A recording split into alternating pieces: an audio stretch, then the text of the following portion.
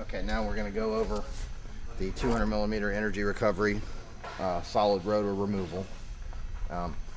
Same principle with the ratchet strap. We have the eye hooks in the top of the frame that we use for shipping. Now once they're removed in the field, you can again anchor to any point above the rotor.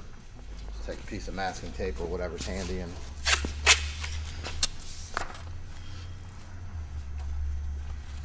tape the end of the strap to the rotor, and then we just rotate the rotor around and it puts it on the other side where we need it.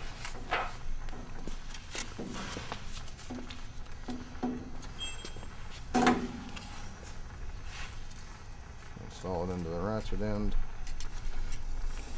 We'll go back to the other side, and again use another anchor point, whatever you may have that's overhead the table to support the weight. And we'll go ahead and pull the strap down taut.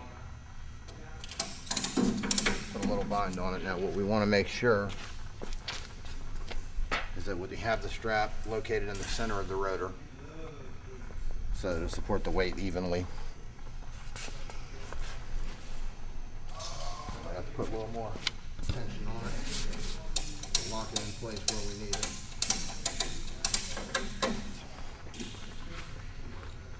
And we'll remove the shaft bolts.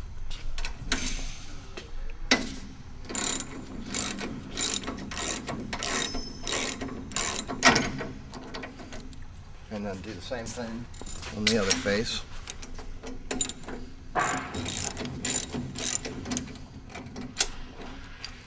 Now we got the shaft bolts out, we can go ahead and release the strap. And at that point we can set the strap down, and then you just want to make sure this is on the motor end. That's the only direction that you can roll the wheel out. It has to be on the motor end, it won't come out the other side. Reinstallation, obviously reverse order. We just install our shaft bolt with our jack plate and make sure that the bolt is on top. Same thing on the other face.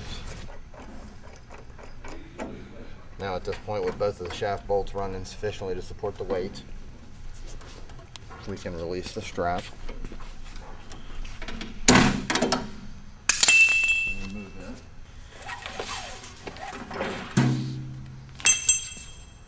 Now again, we want to confirm alignment in the vertical plane.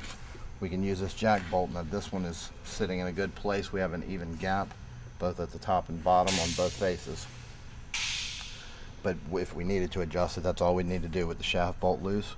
Tighten this jack bolt if it needed to move in that direction, or the jack bolt on the other face if it needed to move the opposite direction. Now side to side, it is a little bit off in that plane. What you can do is you can just push the rotor around so your gap is even on both faces and on both ends. Want to check it in every position and make sure we've got a nice even gap.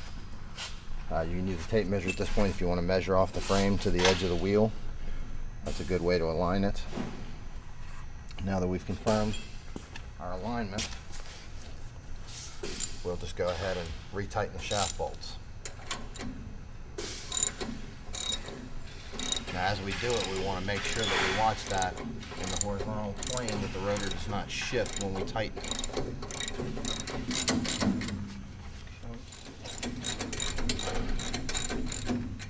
Okay. Now the rotor's reinstalled, and we know that we're good and square in the frame in both planes.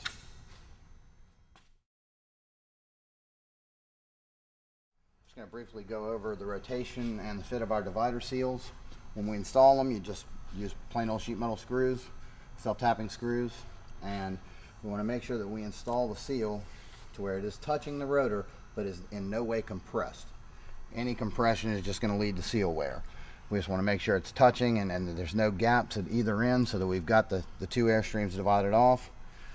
We have our purge located right here, so our wheel is going to rotate this direction, turning into the purge. Same thing for the perimeter seal. We're going to finish the installation.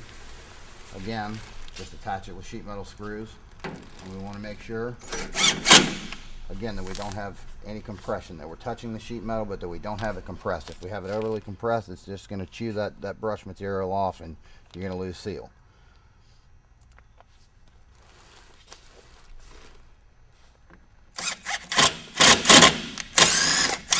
Make sure we keep it pulled tight and we have no gap underneath so that we don't get any bypass there.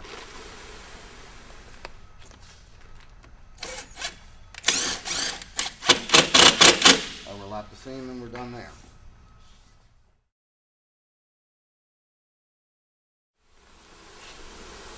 Okay, now we cut our belt to length and joined it. We want to make sure we stretch it. Get all of the stretch out that we possibly can.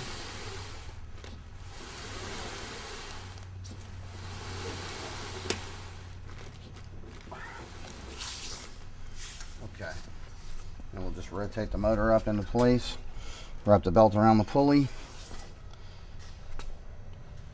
We'll hook our extension spring to the clip on the bottom of the motor plate. Push it down in place. Make sure that we've got good tension with it in place. We want to give it one full rotation, make sure we track it into place.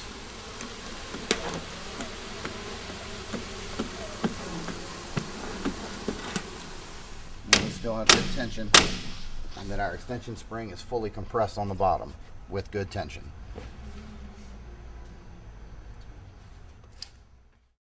For additional energy recovery product information, please reference the ER Tech Manual on our website.